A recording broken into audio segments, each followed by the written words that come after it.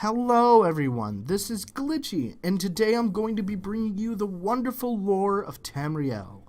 And in today's episode, I will be going over the long-awaited secrets and mysteries of the Dwarves. Or as they are commonly called, the Dwemer, or Deep Elves.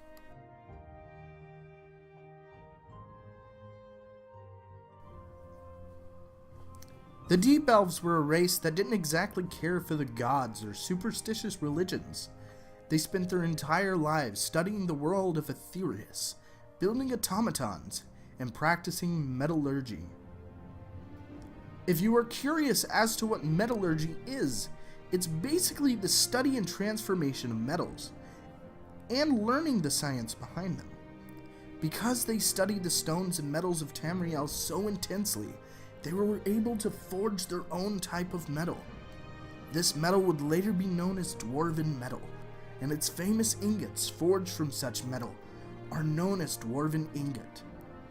In order for one to obtain Dwarven ingots, however, they would need to find gears, cogs, anything made out of that Dwemer metal first, because the only ones in all of Tamriel that could create this metal were the Dwemer, and nobody has been able to replicate their findings and abilities since they disappeared so long ago. Feel bad about destroying centurions that roam Blackreach? It took an entire Dwemer's lifetime to create one. Perhaps their soul went inside of it during his or her death? We aren't sure, but it would explain why every centurion seems to hold a grand soul gem. The Dwemer also had clans, similar to the ways that the Nords clans would work. Some of the clans in Dwemer society also had rivalries as well. One of the most famous of the Dwemer clans was the Rorken clan. They left their home after the First Order in Morrowind, and their leader threw the mighty Volendrung hammer across the landscape of Tamriel, and they decided to settle and live where it landed. The land where that hammer landed is now known as Hammerfell. Their clan populated Hammerfell intensely, but sadly, not even they were safe from disappearing during the events of the Red Mountain.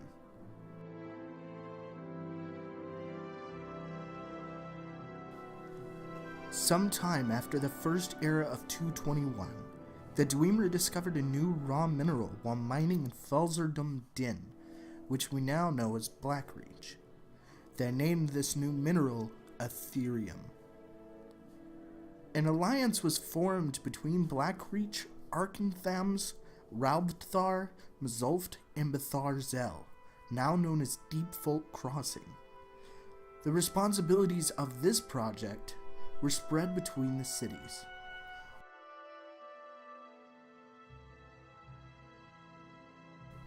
Arkenthams served as the control center and the main research laboratory city, while Raubthar was the primary source of Aetherium, was given the role of dealing with the mining operations. Mzulft was used as a storage site, and it is unknown what role Bethar Zel was assigned.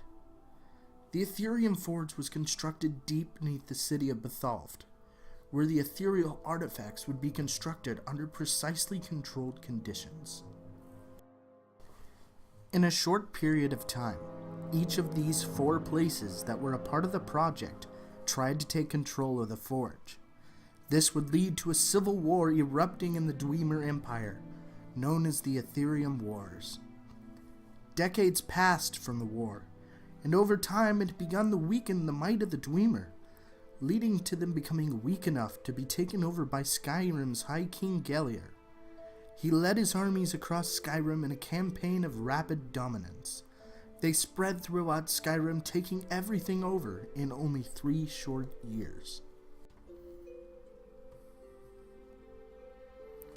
A century later, the Dwemer Empire in Skyrim recovered, and they would take back and reunite most of the cities and areas they had lost during the Aetherium War. It is assumed that the Forge and the Aetherium projects were cancelled, due to the dangers of it sparking yet another war.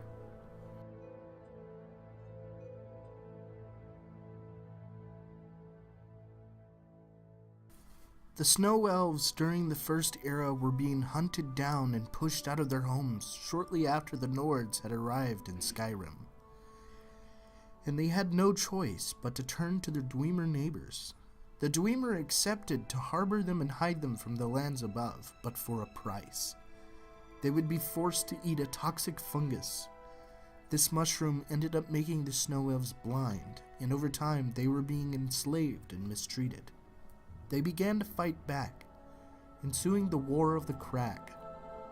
Their blindness was carried through birth, and they began to lose their traits over time, turning them into Falmer. The War of the Crag lasted all the way until the Dwemer's disappearance after the events of the Red Mountain.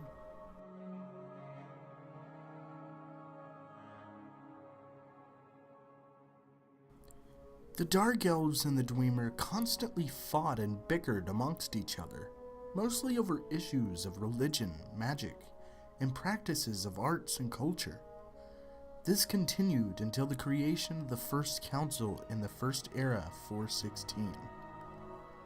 The First Council was the first pan-Dunmer governing body, and it was made when the Dunmer and the Dark Elves united together to expel the Nords from invading Morrowind. Like we went over earlier, the Rorken clan refused to make peace and follow this new pact with the Dark Elves, and so they left to the land of Hammerfell. However, during their trip after Valandrone was thrown, they encountered a powerful mage known as Shalador, who fought against them. This was become the Battle of Rorken Shalador. The patriarch of the Rorken clan was said to have used his legendary shield, known as Spellbreaker, during the battle.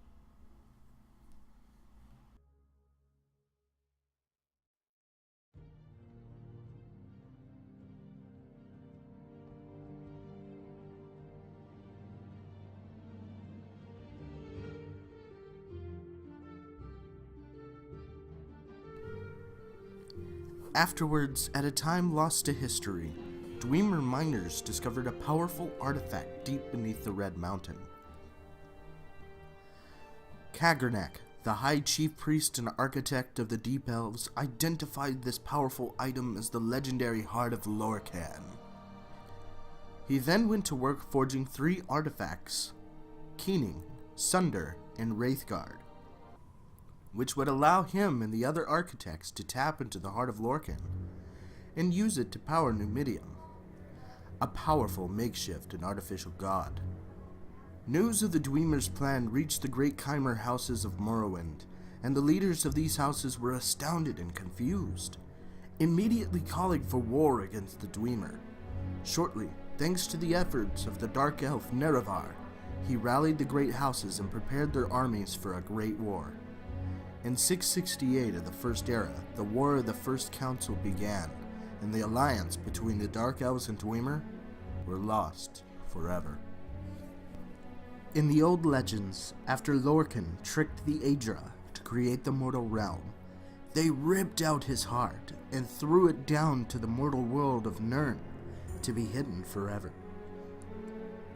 Tension had begun between the Dark Elves and Deep Elves when the Dwemer known as Kagernak had discovered Lorkhan's heart. Kagernak, in a fit of desperation, had decided to use the tools he had created to attach the divinity of Lorkhan's heart to his people, manipulating Lorkhan's heart and making all Dwemer immortal. This plan did not work, as it caused every single Deep Elf on Nirn to disappear, similar to how Alduin had vanished at the throat of the world. The only known Dwemer to exist was during the events of the Nerevarine, in which he met with Yegrim Bagarn, the last Deep Elf known to exist. He had spent many years of his life trying to find his lost people, and the only reason he himself did not disappear during the time was due to him being outside in a realm of oblivion at the time of the Red Mountain.